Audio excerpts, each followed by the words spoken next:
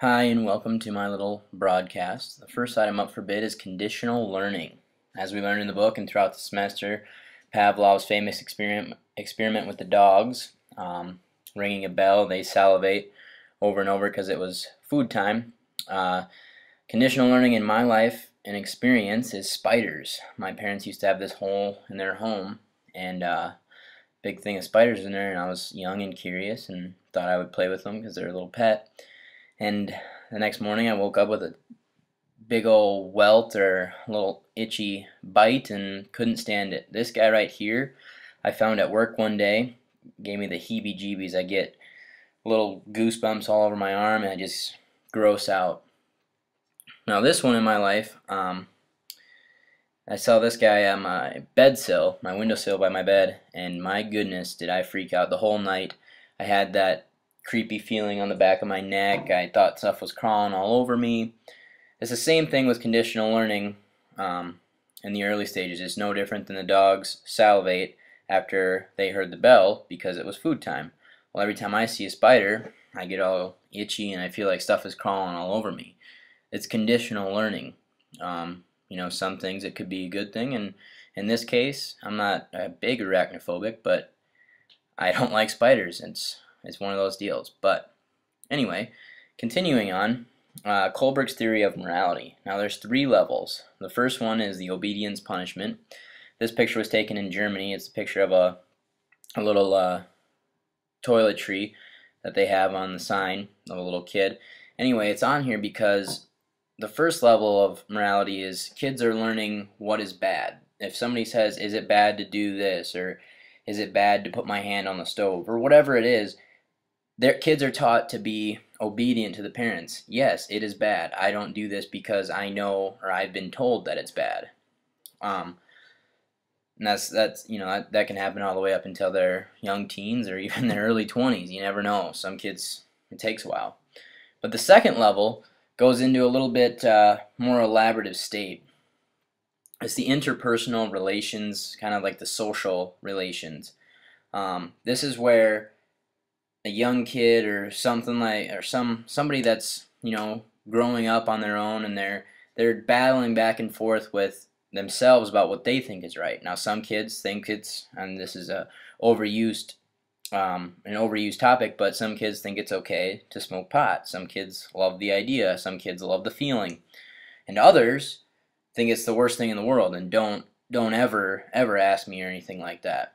But anyway, this is my younger brother. I'm just using it as an example of age. But then comes the third level, which is the individual rights social contract. You do what society tells you should do, or you do what society thinks is right. Well, I use this picture of my grandparents because society tells them they're old, they need to retire and go to a home, or do it the old-fashioned way. And that's what we had brought them out on a little trip. This is them by one of the gardens outside their place. I mean, that's what society tells us to do, and then we find out, fight it on an individual level as well. The next one would be the fundamental attribution error. Now, this is judging others without really considering your own faults, condemning someone else for the same thing that you do. In my life, this is my little dog Pixie. I have a roommate. Now, if Pixie's a pretty young pup, and if she were to go to the bathroom on the floor, he would freak out and he would beat the dog senseless. He would just get ticked off. His anger was that quick. But I would just sit back and I'd be like, dude, what are you doing? That's my dog. Don't touch or don't do that, or you can do that to your own dog, whatever. But then when she pees in front of me or poops in front of me, my first reaction is to do the same exact thing and beat the crap out of her. I just get ticked off. And I'm so quickly to judge them and my roommate, but I'm not able to fully see that I do the same exact thing. So basically, like I said, it's judging another action or another person for their faults without realizing that you have the same exact faults. And here's just another picture of her, and this is no different than with feeding her. It's like, dude, I'm gonna be gone for the morning. Could you put some food in? I didn't have time this morning. I get back, there's nothing in there. Never did. I'm like, what the heck? And then come to find out, I do the same thing. I should have fed her in the first place. Now the fourth one will be motivational factors. Motivational factors are basically anything to get you going, get you over that hump, to continue for you to grow as a person or grow in a career, or these are the things that really get people going. Whether it's, in this case, this is my first house. My parents had me when they were in high school. They moved here when they were 17 years old.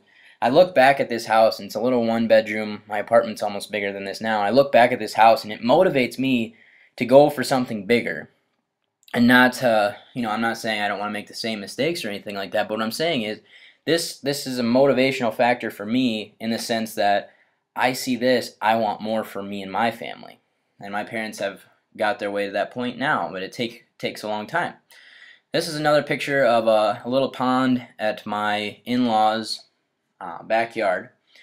And this is something, that I also would look forward to. It motivates me to do better in school, to do better in life, to make smart decisions, to do this, to do that the right way, because I see, hey, I could jet ski, I could boat around, I could do all this stuff in my backyard someday, stuff that I love to do, and guess what?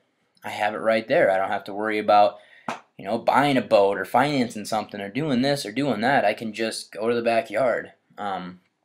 And that's kind of what the motivational factors are to me in my life. Now the last one will be OCD. OCD is obsession or obsessive compulsive disorder. Sorry, I took forever to get that out. But basically, it causes people to have stress over small things. It's tough to kind of define it, but you get an anxiety attacks, you do whatever. Me in my life, my hair and my necklace, whenever my hair has to be perfect, and my necklace, every time I wear a black shirt, my necklace is out. If I wear a white shirt or a gray shirt or anything like that, I have it under my collar. But on any black shirt, whatever it is, I always, for some reason, otherwise I have like this panic attack, I have to have it on the outside. Same way with my socks. And this is another example in my life. Every time I eat cereal, most people just pour the cereal, have it go sit by the TV or something. Every time I eat cereal, I have to have the cereal box and the milk and my bowl just like this, the exact same way. I don't know why, but I get anxiety attacks. Last names in my cell phone. If I don't have a last name for a first name, I panic. That's what obsessive compulsive disorder is. People freak out over little things that they are kind of obsessed over. It's not a huge deal. In some cases, it can be a big deal, but in my life, I have minor cases of OCD. Now, those are the 5 different things that I really learned about and truly took hold of throughout this semester. It was short and sweet, but thanks for watching.